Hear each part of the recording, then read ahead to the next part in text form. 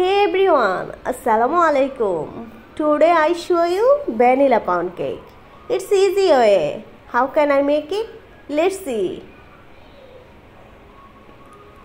প্রথমে একটি চালের মধ্যে আমি হাফ কাপ পরিমাণ ময়দা, 1 টেবিল স্পুন পরিমাণ গুঁড়া দুধ, 2 টিস্পুন পরিমাণ কর্নফ্লাওয়ার, হাফ টিস্পুনের থেকে একটু কম বেকিং পাউডার ও অল্প পরিমাণে বেকিং সোডা, সামান্য লবণ ভালোভাবে চালনি দিয়ে চেলে নিচ্ছি। 2-3 বার এই শুকনো মিশ্রণটা চেলে নেবেন। এখন একটি বোলের মধ্যে 2টো ডিম দিয়ে দিচ্ছি।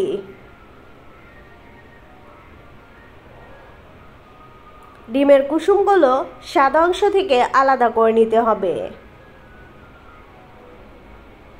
এ পর্যায়ে সাদা অংশটা একটি হ্যান্ড বিটারের সাহায্যে বা ইলেকট্রিক বিটারের সাহায্যে আপনি বিট করে নিতে পারেন। আমি এখানে ইলেকট্রিক বিটার ইউজ করছি।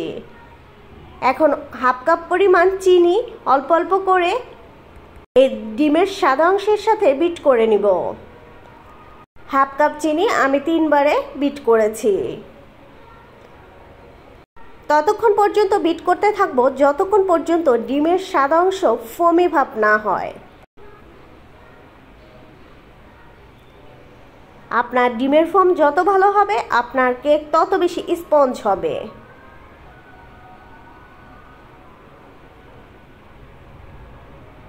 আমি ইলেকট্রিক বিটারের স্পিডটা মিডিয়াম স্পিডে রেখে বিট করে নিচ্ছি। এখন এতে ভ্যানিলা এসেন্স অ্যাড করছি হাফ টিস্পুন পরিমাণ। দিয়ে দিচ্ছি ডিমের কুসুমগুলো, একটা একটা কুসুম ভালোভাবে বিট করে নিব। সেকেন্ড কুসুমটা দিয়ে দিলাম, দিয়ে আবার একটু বিট করে নিচ্ছি। এখন অল্প পরিমাণে রান্নার তেল দিব, এটা অপশনাল, কেউ যদি স্কিপ করতে চান তবে স্কিপ করতে পারবেন। এখন শুকনো উপকরণগুলো ডিমের ফোমের সাথে মেশানোর জন্য চালনি দিয়ে আবার একটু চেলে নিচ্ছি।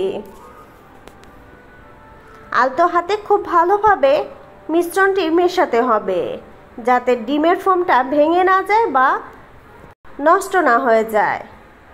আলতো আলতো করে উপর থেকে নিচে, নিচে থেকে উপর এভাবে ঘুরিয়ে ঘুরিয়ে বেটারের সাথে খুব ভালোভাবে মিশিয়ে দিতে হবে। বাকি অংশটুকু মিশিয়ে নিচ্ছি।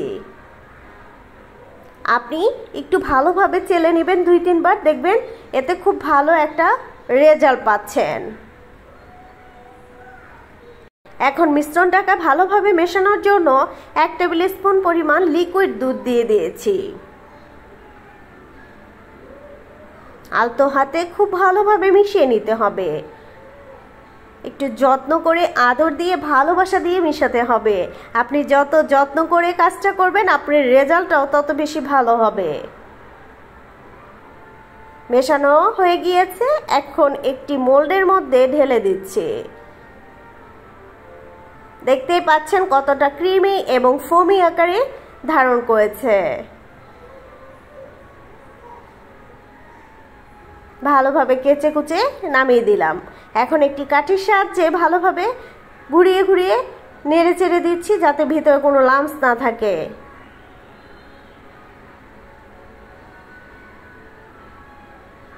হালকা একটু ট্যাপ করে দিচ্ছি। এখন একটি প্রেসার কুকারে কেকটি চুলায় বসিয়ে দিয়েছিলাম, হয়ে গিয়েছে।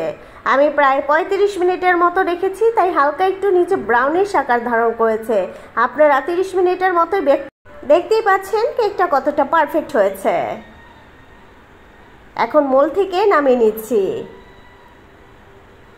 আবার একটি বোলের মধ্যে হাফ কাপের চেয়ে একটু বেশি ক্রিম নিয়ে নিয়েছি। এখানে টপিক্যালের ক্রিমটা ইউজ করেছি, আপনারা যে কোনো ব্র্যান্ডের ক্রিম ইউজ করতে পারবেন।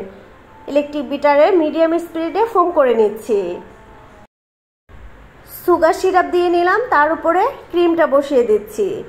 আমি একটু স্পিডটা বাড়িয়ে দিয়েছি, সেজন্য আপনাদের মনে হচ্ছে এত স্পিডে কিভাবে করছি।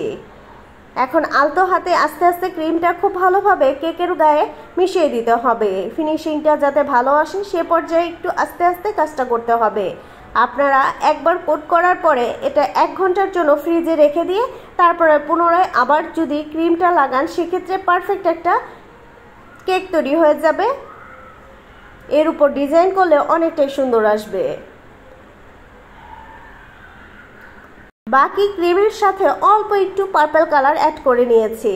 এখন একটা পাইপিং ব্যাগে ক্রিমটা ঢেলে দিয়েছি। 112 নাম্বার নোজেল দিয়ে আমি একটু হালকা উপর দিকে ডিজাইন করে নিচ্ছি।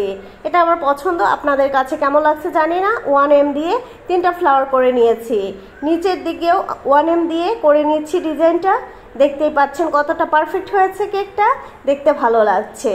উপর দিকে কিছুটা আইসিং সুগার দিয়ে দিচ্ছি, এতে কেকটা আরো বেশি সুন্দর লাগছে।